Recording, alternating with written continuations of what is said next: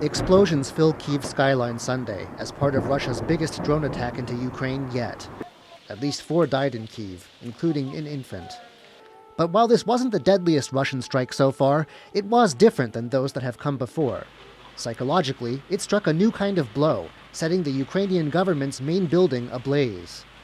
And among Ukrainians, the scale of the attack has cemented new doubts about promises of peace talks or a deal, as Russia's growing ties with countries like China keep it buoyed in the face of Western pressure.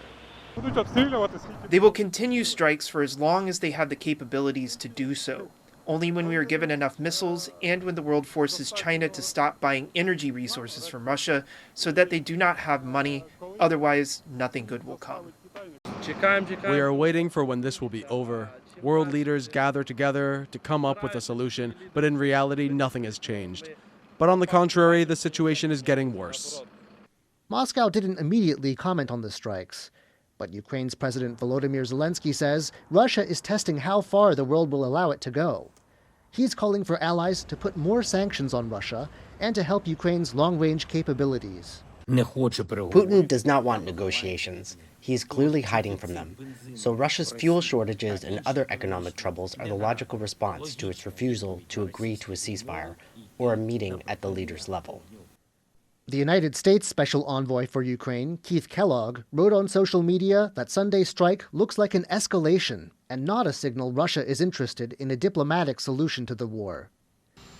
And even U.S. President Donald Trump, who has so far avoided toughening sanctions on Russia, told a reporter he's ready to do so now, though he didn't elaborate. He also says European leaders are coming to the U.S. this week to try to settle the war. He says, above all, that he's determined to end the conflict. So, no, I am not thrilled with what's happening there, I will tell you. I think it's going to get settled.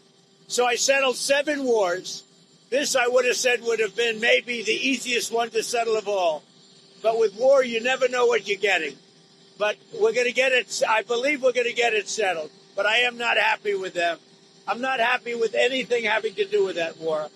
It's just such a waste of great humanity. But there have been meetings of this kind before, from Trump's separate summits with Putin and Zelensky, and a large gathering in Paris of Ukraine's allies, to no effect so far. Meanwhile, Russia's President Putin just last week defied Western efforts to isolate him, standing on stage with a range of world leaders at a military parade in Beijing. Ties with China and North Korea seem especially warm right now.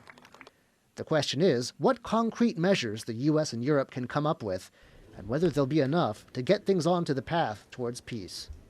Kris and John Van Trieste for TaiwanPlus.